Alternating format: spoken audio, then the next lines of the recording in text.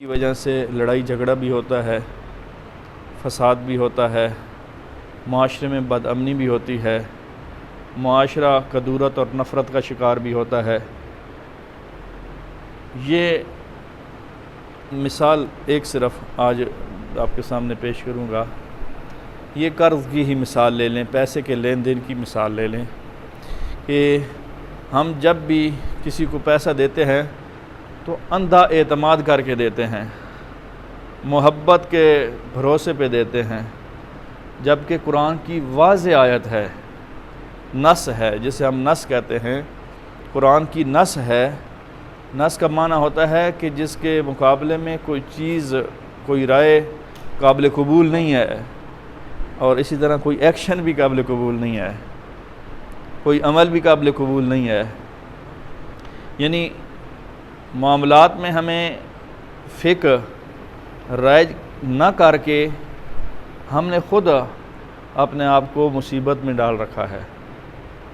بہت ساری جگہوں پہ، بہت سارے علاقوں میں دکاندار پیسے نہیں لکھتے، جی یہ میرا دوست ہے قریبی، یہ میرا بھائی ہے، یہ میری بہن ہے، یہ میرا کزن ہے۔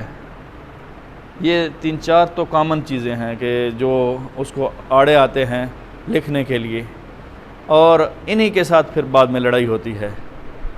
جب چند ہزار یا لاکھ کے لگ بھگ پہنچ جاتا ہے قرض اور کچھ عرصہ گزر جاتا ہے تو پھر یہیں لڑنا شروع ہو جاتے ہیں۔ وہی جو بھائی تھا آج بھائی نہیں ہے، وہ جو دوست تھا، محبت کرنے والا تھا، محبت کرنے والا نہیں رہا۔ تو ہمیں معاملات میں فقہی احکام کو لاگو کرنے کی ضرورت ہے، اور صرف یہ نہیں ہے جس طرح فرما رہے تھے عقیل بھائی کہ لکھ لینا، بلکہ اس کی پیرامیٹر ہیں۔ مثلا کس مدت کے لیے قرض لیا جا رہا ہے یہ چیز لکھنی ہوگی، کتنا قرض لیا جا رہا ہے یہ لکھنا ہوگا، ساتھ گواہ یہ بھی لکھنا ہوگا۔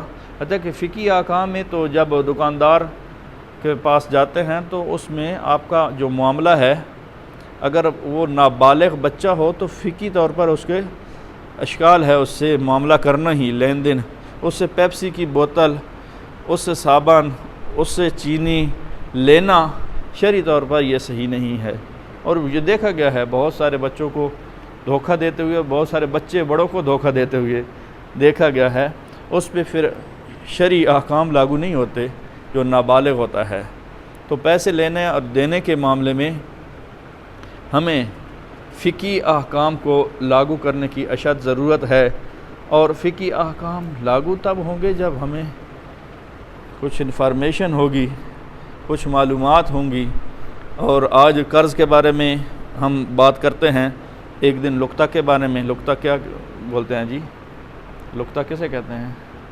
گم شدہ چیز جب مل جائے، ہمیں راستے میں کچھ پیسے مل جائیں، کوئی گھڑی مل جائے، ہاں جی، کوئی چیز مل جاتی ہے تو اس کا شرعی وظیفہ اور شرعی حکم کیا ہے۔ اسی طرح اور رہن سہن کے تعلقات قائم کرنے کے، ایک دوسرے کے ساتھ معاملات کرنے کے اور بھی جو معاملات ہیں، مثلا زراعت کے ہیں، مثلا گاڑی لینے دینے کے ہیں، مثلا کوئی اور چیز جو ہے وہ کتاب لینے دینے کے ہیں، یہ احکام اس کو ہم بعد میں ڈسکس۔ آج صرف جو ہے وہ موضوع ہم ایک قرض رکھتے ہیں۔ تو قرض کے معاملات جو ہیں وہ ان کے بارے میں کوئی ایک فقہی مسئلہ کہاں آپ کی پیریڈ مکمل ہو گیا؟ ٹائم کتنا؟ جی جی، اچھا، تو ایک فقہی مسئلہ ہم صرف آپ لوگوں سے گزارش کریں گے کہ یاد کر لیں، اس سے زیادہ ضرورت نہیں ہے، زیادہ علم کی ضرورت۔ آپ کے پاس کوئی فقہی کتاب ہے؟ اچھا، احکام کا پیریڈ ہے نہیں ہے؟ موبائل میں ہے ایپ؟